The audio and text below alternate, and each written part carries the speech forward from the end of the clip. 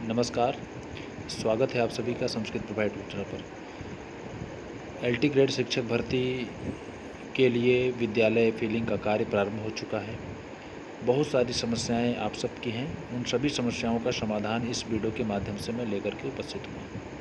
सबसे पहले आप सबको बता दूं कि जिनका मोबाइल नंबर बंद हो चुका है और ईमेल आईडी जो है चालू है, तो उनको डरने की आवश्यकता नहीं है।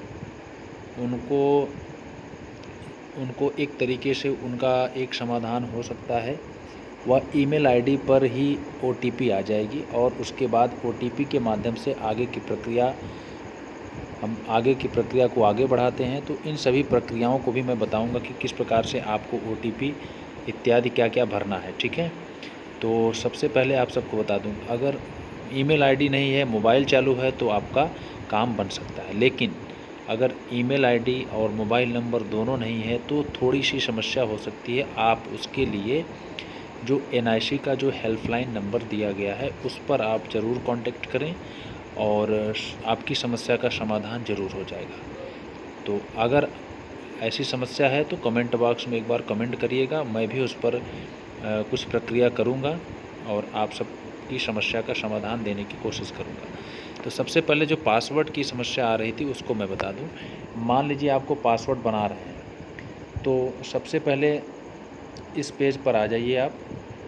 कैसे आपको ऐसे करना है, देखिए एक सलाह आपको मैं दे रहा हूं, ये केवल मैं उन लोगों के लिए बता रहा हूं जो एक्सपर्ट हैं, जो मोबाइल चला लेते हैं, लैपटॉप चला लेते हैं, उनके लिए बता रहा हूं। लेकिन जो कुछ भी नहीं कर पाते उनके लिए मेरी तरफ से निवेदन है कि आप अभी आपके पास समय है, 8 तारीख तक का समय है।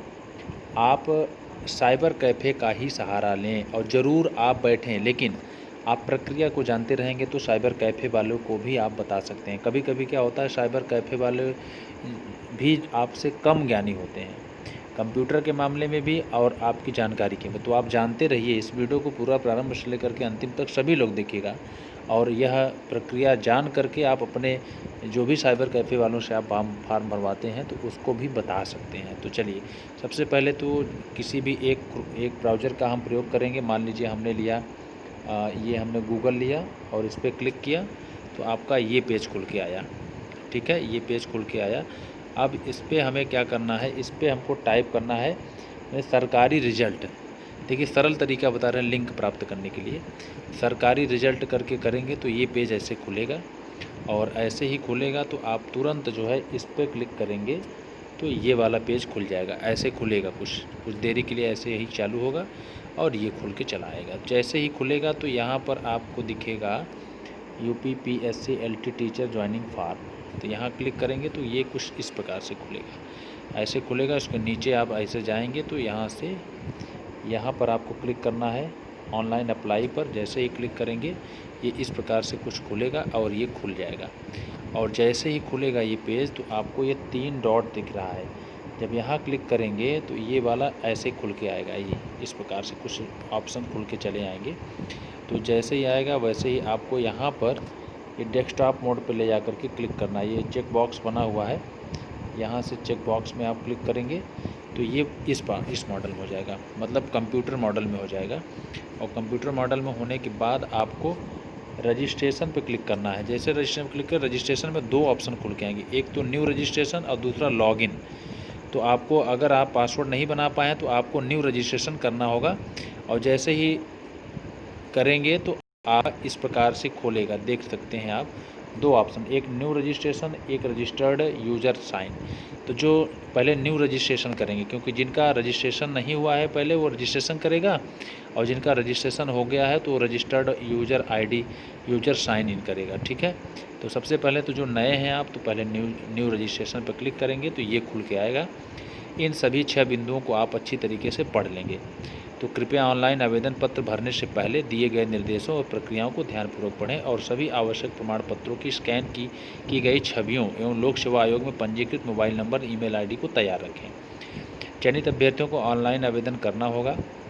जी हाँ, जो चयनित हैं वही करेंगे, अचयनित नहीं। आवेदक लोक सेवा आयोग से राजकीय माध्यमिक विद्यालयों हेतु सहायक अध्यापक के पद पर चयनित होना चाहिए तथा लोक सेवा आयोग के अनुसार ही उसका नाम होना चाहिए। पंजीकरण प्रक्रिया तीन चरण चरणों का पालन किया जाना चाहिए। पहला चरण में आप अपना रोल नंबर भरते हैं, वहाँ यहाँ बता रहे हैं, पहले रोल नंबर भरेंगे और जन्मतिथि भरेंगे। उसके बाद उसमें आप कैप्चा जो नंबर दिखता है उसको भरेंगे। आगे बढ़ेंगे तो आपके मोबाइल पर तुरंत OTP आएगा, 1 टाइम पासवर्ड। तो उसके बाद दूसरे चरण में आप वरीयता क्रम के विकल्पों का चयन और स्कैन की गई JPG और JPEG PDF और एवं PDF फाइलों की अपलोडिंग, जिसमें विकलांगता हेतु वांछित प्रमाण पत्र।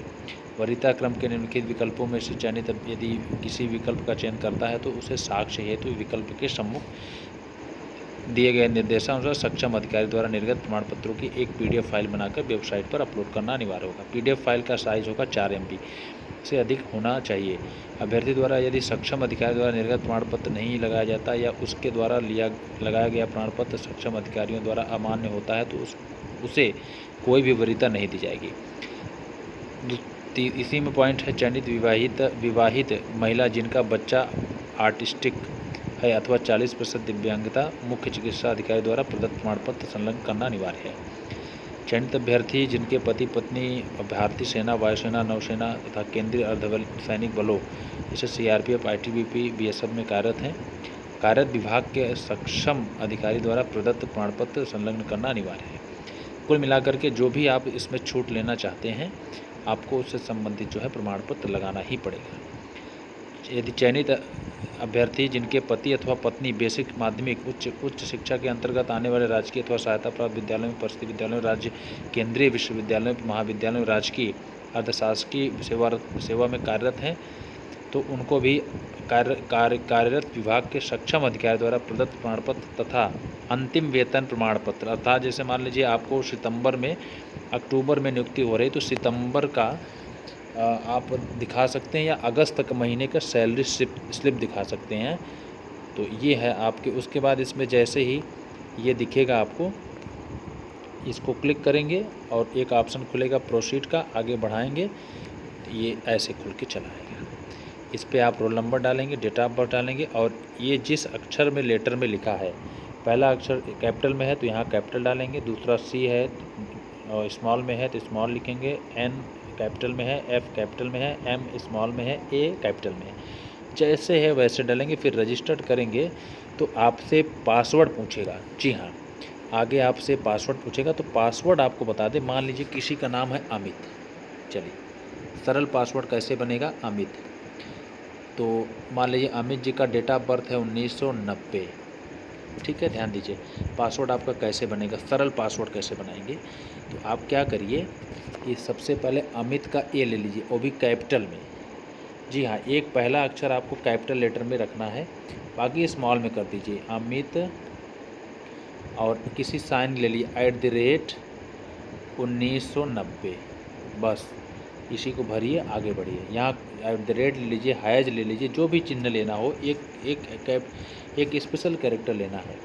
और 2 ऑप्शन खुल के आएगा, एक आपका जो है OTP जाएगी, OTP डालेंगे, पासवर्ड बनाएंगे, उसके बाद आपके पास आपका अंतिम रजिस्ट्रेशन हो जाएगा, सक्सेसफुल लिख करके आएगा। ये इस प्रकार से सक्सेसफुल लिख के आएगा आपको दिखा दे रहे हैं, आपको सक्सेसफुल का मैसेज दिखा दे रहे हैं, यहाँ से देख सकते हैं सक्सेसफुल, ये ऐसे मैसेज आएगा।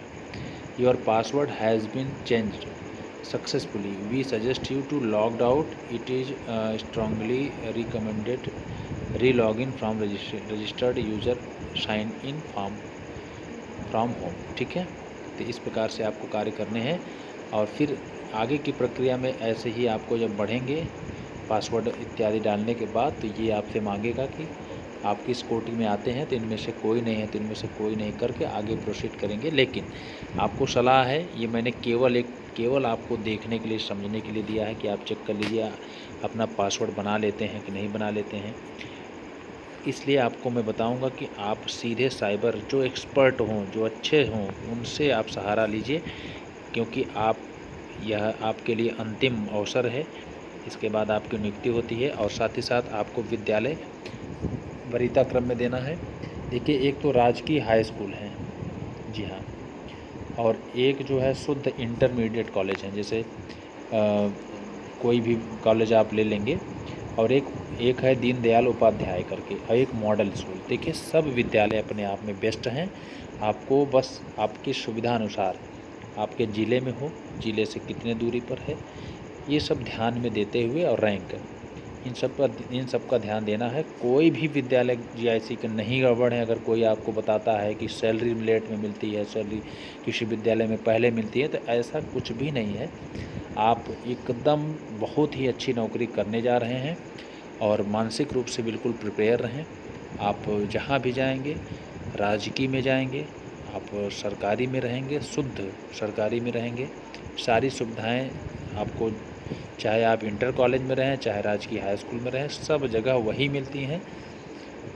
कोई समस्या नहीं होगी, परेशान होने की आवश्यकता नहीं है। तो मिलते हैं पुनः दूसरे वीडियो के साथ। धन्यवाद।